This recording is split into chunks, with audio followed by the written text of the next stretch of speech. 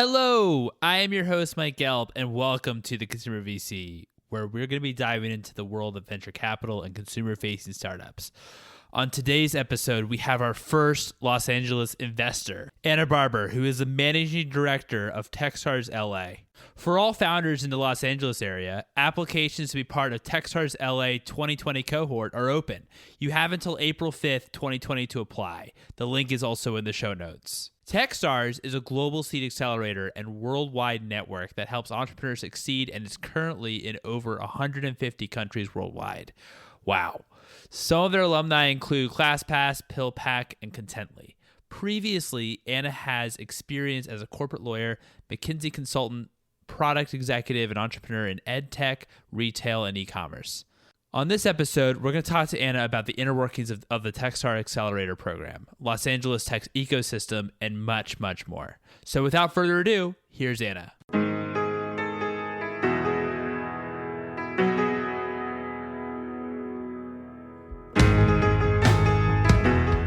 So Anna, thank you so much for joining me today on the podcast, The Consumer VC. How are you? I'm great, Mike. Thanks so much for having me. Thanks. Thank you.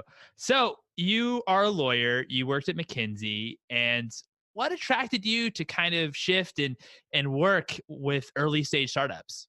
So I was in those corporate roles in the 90s, and the first internet boom was in the late 90s, and I actually left McKinsey to join a startup back in 1999, and that's when I originally got the bug. So I was in San Francisco working at an internet company in 1999 during the kind of first big tech wave. Awesome. What are some of the criteria working at Techstars that you have when it comes to evaluating startups?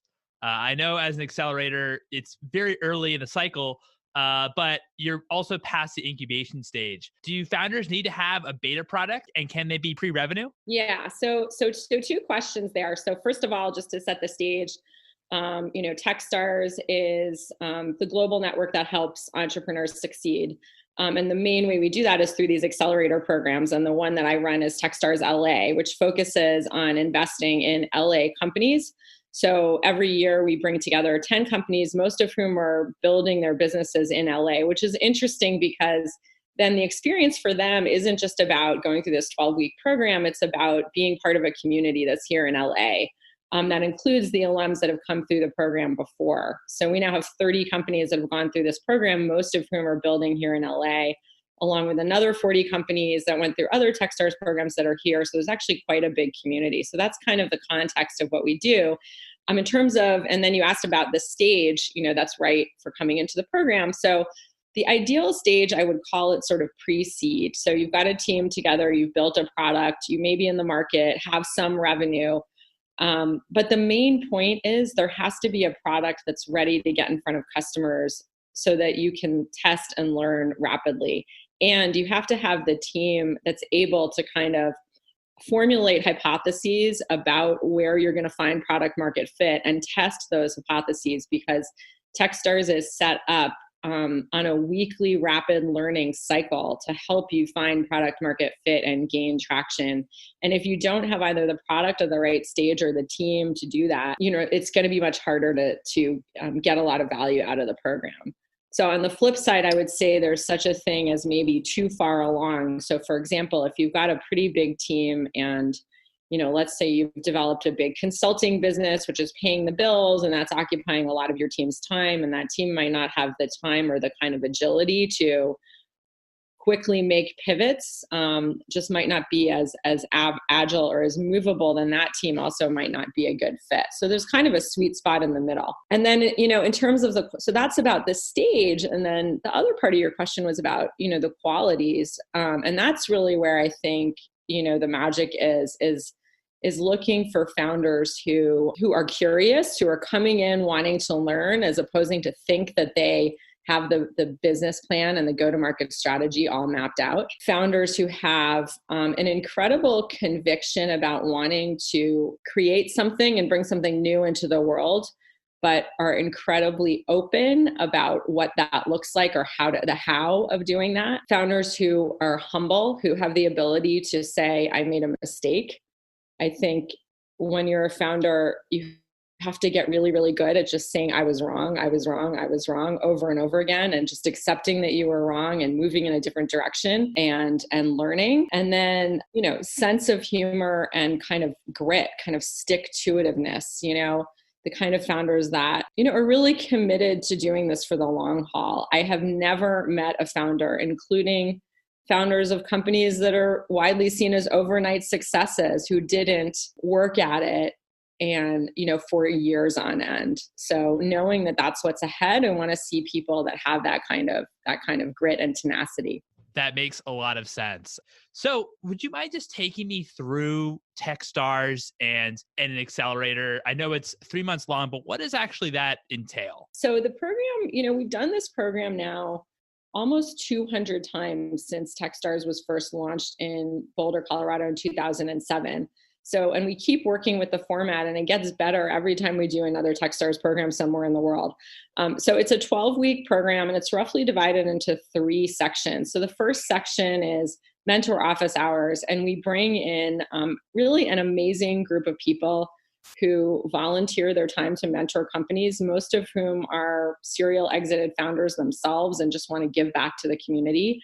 And have been there and know how difficult it is. And we do rapid fire office hours. So every mentor meets with every team. We do, there are over 500 meetings that happen, in the period of this few weeks.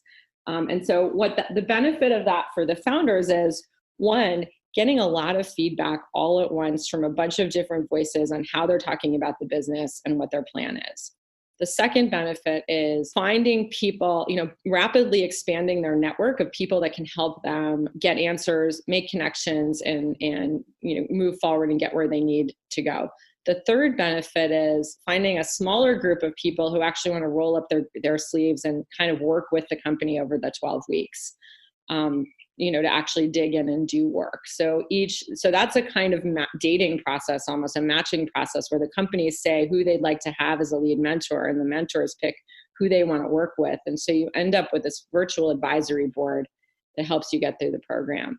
Then we move into execution phase, which is all about working with weekly learning objectives, about learning more about your customers, learning more about your growth strategy, learning more about where product market fit is. It gets everyone really, really focused on what's the most important problem I need to solve today, and working with their mentors to figure that out, designing experiments, running them, and moving on to the next week, which usually results in some really interesting shifts in the approach to the business, and ideally some really great growth and value metrics that come out of that process. And in the third phase, we focus on fundraising or communicating, which really is a lot of storytelling. So there's a little bit of blocking and tackling on the mechanics of how do you put together a funding process, but it's a lot about how do we communicate the power of what you're trying to do here and use data to tell a great story, and then take that out to the investor community or to customers or to whoever it is you're trying to get your message out to. And then that all wraps up in we do a traditional demo day, and it's less about, being a fundraising event than it is about a culminating event that's a celebration of all the work done and a forcing function really to get that story really tight. That's awesome. That's awesome. So in terms of the 3 different phases, just to recap, you have your mentor office hours, which these are kind of a rapid fire office hours, and helps you expand their network. I'd imagine that founders are doing a lot of pitches. So we actually train both the founders and the mentors how to have a productive 20-minute mentorship meeting. Yeah, so there's a lot of pre-work that goes in to make sure those meetings are really valuable, right? And for example, if you've been in a bad meeting, we've all been in a bad meeting where you're not connecting, or I'm feeling bored, I'm not really listening, I'm checking my phone, whatever it is, and kind of like, why are we here? So the whole process is designed to get to what is it that I can help you with? Like, what's the conversation we can have in this 20 minutes that's going to help you move forward? Right. So we teach founders how to dig around to find that connection, and we teach the mentors how to redirect the conversation if the founder's trying to ask them about something that's not really a good area to explore, to help them redirect to find that thing that they can be helpful on. So in some cases, you might look at someone's background and, see they did a lot of consumer growth. So be asking them about growth hacking or something. And they're like, what I can really help you with is this interesting situation you have with your co-founding team. Let's talk about that. So we try to really help people hone in on how to be useful. No, that's awesome. And I actually like how it's very, very short and you only have a 20-minute period. With the execution phase and growth strategy, I'd imagine this is the area where a lot of your associates and people that work at Techstars full time that really help the startups. Is that right? Yes, we have a team of associates that we bring in for the program who might be marketing, might have a deep skill in marketing and financial modeling and design, in operations and BD, kind of help and support the team.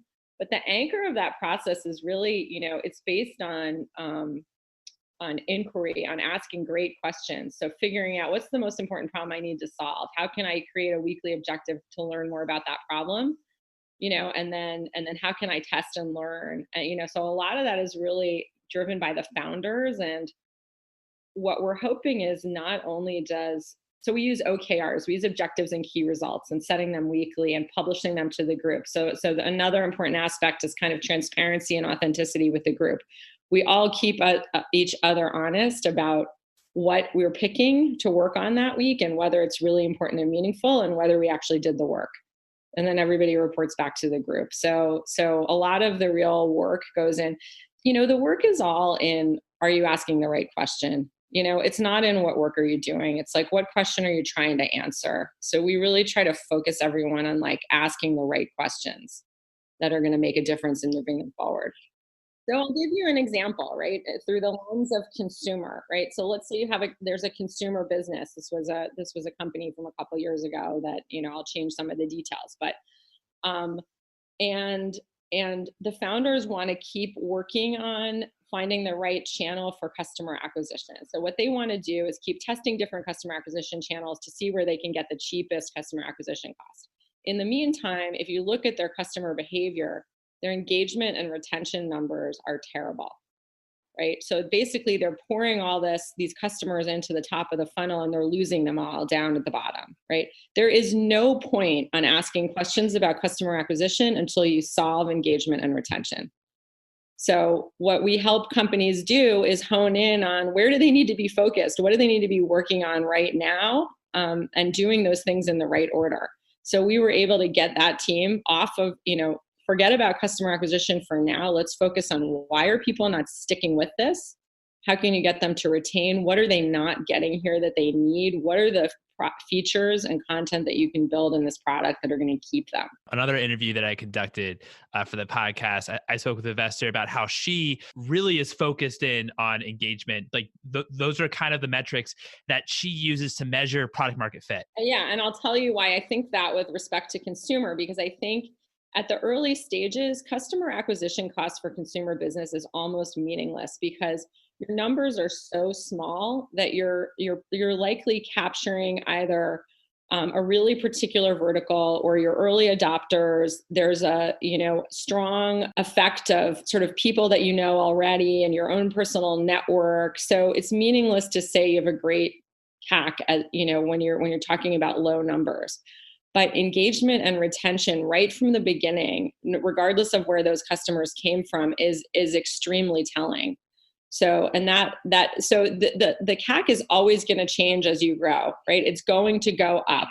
You're going to optimize it and bring it down, but in general, it's going to trend up over time because it's going to get harder and harder, right? So you want to make sure that you really have a strong engine of engagement and retention, so that once you start doing the science of customer acquisition, you're selling into a solid product that people really want. I only think customer acquisition cost is relevant at the beginning to the extent it reflects product market fit. right? To the extent it reflects, wow, this is really solving a pain point for me. So it's a proxy for product market fit. That is all it is. Until you have product market fit, I don't care about customer acquisition costs. That's a really, really good point. And I would think as well that if you do have high engagement and people are engaged with your product, that word of mouth would spread as well. There's a company that's sort of a great case study on this, which is from the 2017 class, a company called Blue Fever. I can't say exactly what the number is, but they have a tremendous viral coefficient. And it's something that they measure and track, which is every person that comes in, uses their service, brings a large number of other people into the service. They also have really, really strong engagement and retention in their product. So those are the things that we look at that together kind of roll up to a really exciting consumer business. And I imagine also with CAC, it's tough, especially in today's climate, just in terms of online marketing, when you really just have the two behemoths in Facebook and Google, as well as just increased competition. It's hard to have any type of competitive advantage. That's right. And so when people are trying to pitch a business as the early stages, my CAC is this, my LTV is that. First of all, you don't know what your LTV is really yet, right? Because you just haven't had enough time, right? So it's projected LTV. And like I said, the CAC isn't really reliable. So I don't really want to see that. I'm looking for other signals. So like, let's take CPG as an example. So I had a CPG company this year, Fly by Jing. They're making Sichuan chili sauce. It's delicious. Totally reinventing Chinese food. So very big vision, but the product right now has 90% margins, a really, really high reorder rate, and a very strong viral customer acquisition rate. So almost all the sales are driven off earned social media impressions of people referring the product to each other and just writing the product to each other. Those are the kind of signals that you're looking for early on, as opposed to just, I bought this much in Facebook ads and, it's looking this profitable, because that equation is going to keep moving. We're looking for those underlying signals about, customers loving the product, as opposed to a financial equation around customer acquisition. No, I mean, that makes a lot of sense, because also with engagement, with that excellent example that you gave, that actually is, I think, also a sign that you're really building a brand. Building a brand that resonates with people, and yeah, that you can tinker around with the science of Facebook ads and Google ads, but that's not where you're going to build $1 billion business, right? That's just good execution, which of course you also need, right? But it's not enough on its own.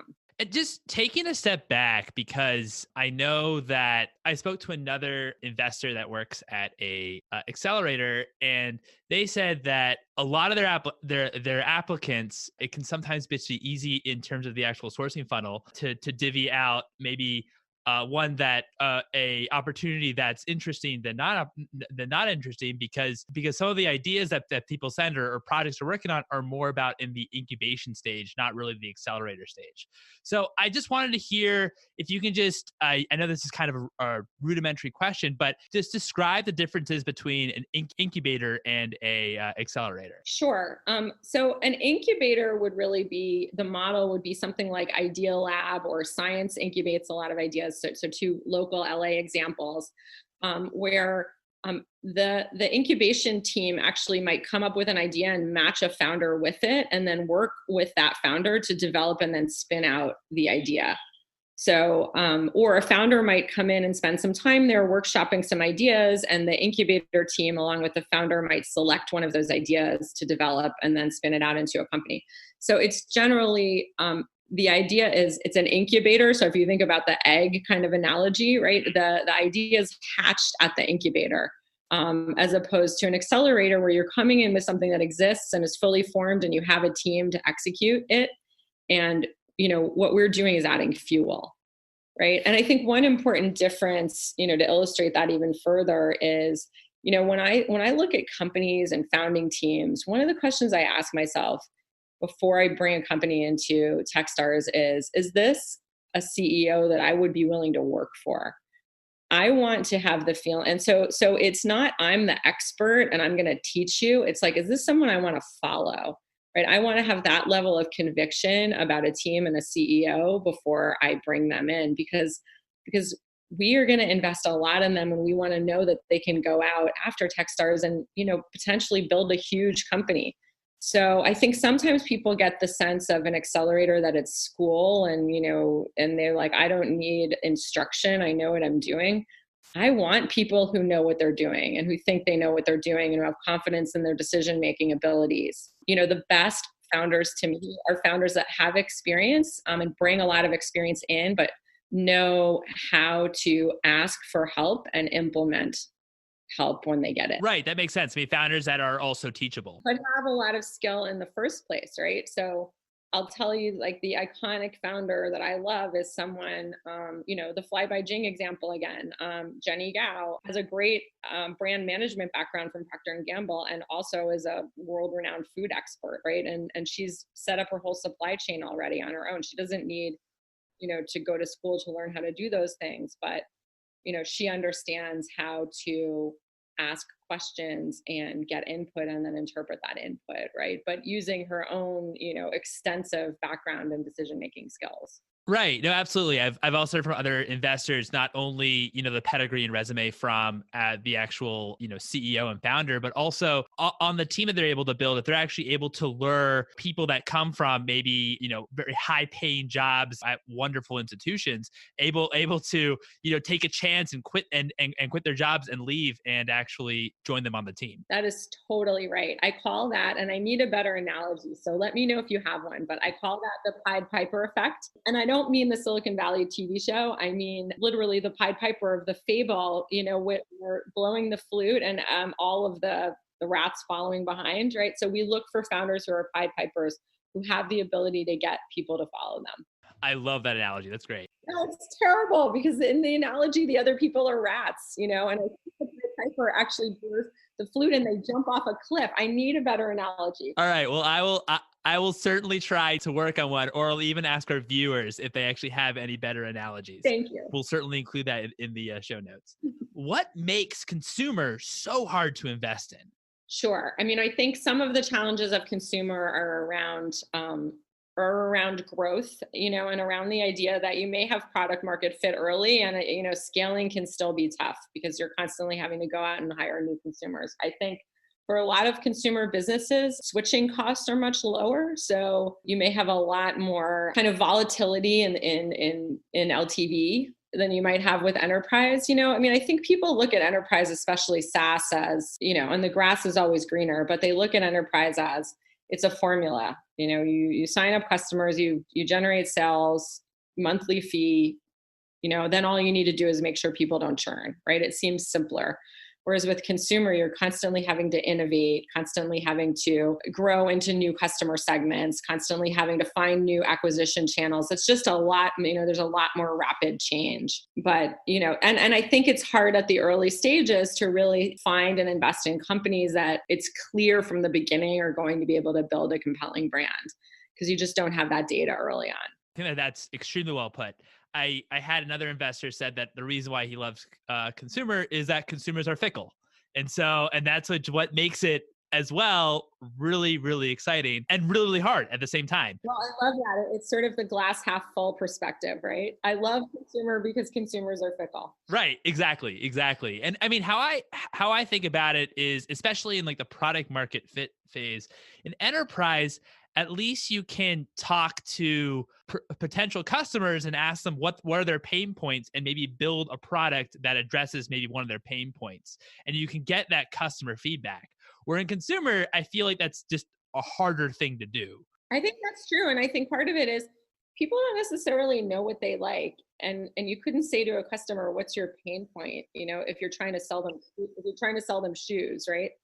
So you kind of have to do your research in a roundabout way to discern customer demand through how they act, not what they say. Well, I'm also really excited because you are my first LA investor. What makes LA such an exciting ecosystem? I'll give you a little bit of my perspective on it. And I was in San Francisco in 1999, and it occurs to me that the way LA feels today is a bit like San Francisco felt in 1999, which was we are in the middle, the knowledge that we're in the middle of creating something great here, and we have an awareness of it while it's happening. So I think there's a lot of excitement about the LA tech community and a lot of self-awareness that there are great things happening here and that we're all part of building something really new and special in LA, and that it's happening right now. And so that's exciting. And so what does that look like and why is that happening? I think it's a confluence of several things. I think one really important thing is the mayor's office and sort of the local government really leaning into innovating around how do we support tech and how do we support things like diversity and inclusion in tech, and how do we be intentional about building a strong tech ecosystem that includes everyone and lifts up the entire city. I think there's a general willingness to help and a spirit of kind of giving first here in the community, where people are open to helping and supporting one another, and there's not a feeling of kind of competition, and there's not a sense in the LA community, at least in my experience, that this is a zero-sum game, and for me to win, you have to lose. There's a sense that the more I help other people, the better we're all going to be, and that may change over time as deals become more competitive or capital, too much capital or not enough capital or whatever happens. But right now, it does feel like there's just a tremendous willingness to be helpful and supportive. I also think we have a couple of really interesting, anchor nodes, things like aerospace and mobility and transportation, and supply chain and logistics, and of course media and entertainment, where LA has always been strong in traditional industries that now are supporting a lot of startup activity. What are some of the reasons why a company that goes through Techstars might not be able to hit their next fundraising series? That's a great question. So, I think it's really the general question of what are the various reasons why companies fail, So I think, one example is you could just be working on a problem that's not solvable, right? There could be just no business there. You could do everything right. You could look under all the rocks for product market fit and just fail to find it. And it could be absolutely nothing that the team did wrong, right? So that's not the interesting example. It does happen, but I think the more interesting example would be, if the team gets too attached to their own ideas and doesn't look in the right place. So back to that example of the team that wanted to only work on customer acquisition and didn't want to think about engagement or retention. The team that refuses to ask the right questions, at the right time, right? And isn't disciplined about what they're trying to learn and what problem they're trying to solve, right? They may end up never solving the real problem, yet feeling like they're making progress. So another example would be a team that's totally focused on acquiring customers and has a massive margin problem, right? They're never going to be able to build a fundable business because the minute they go into an investor meeting, the investor is going to go, well, this is great, but I don't care about your customer acquisition costs because your margins are terrible. So it's kind of about being really clear-eyed and really honest with yourself about, what you need to be accomplishing. I think the other thing is sometimes people get attached to stories about what's happened to someone else in the funding environment. And they say, well, I talked to this other founder, and they raised a seed round and, they only had $1,500 a month in revenue. And so we should be able to do it. Every situation is different. You cannot extrapolate from what happened to someone else. I think that's a very good point about that every situation is different. What are some additional value adds, apart from saying I went through the Techstars accelerator, that Techstars provides to your portfolio companies? Sure. So, there's the kind of personal level, which is I'm involved with these founders. I'm still involved with them, as much as they want me to be. Helping them with their fundraising strategy, helping them with hiring. I've done, interviewing for, companies that I've worked with in the past. So that personal relationship continues. We also have some pretty meaningful kind of global offerings. So you're always able to use the global perks, which are things like cloud hosting credits and travel and email services, lots of the things that startups need. So that goes on forever. We have a really big talent initiative. So there's actually a private Techstars talent network where we're sourcing candidates across our entire portfolio and helping companies fill open roles, because that was identified as a really big pain point for all growing companies. We also have a private social network called Techstars Connect, where there's a lot of founder-to-founder support going on. So you might run into, need to reach out to a founder that's working with an investor in Europe who's approached you, and you don't have any other connection to that investor except another Techstars company. So you can reach out to them there and get feedback on that investor or get an introduction to a new customer. So there's a lot of leverage and support given we're global, and there's almost 2,000 companies in the portfolio now. There's a ton of help there. And then here in LA, we have a really active alumni network. There's monthly meetups of that group. So there's a lot of kind of community support happening, once you get out. That's awesome. What are some consumer trends that you're most excited about? Oh my gosh. So I am most excited about things like sustainability and climate reality, for lack of a better word. And I think sustainability broadly defined is impacting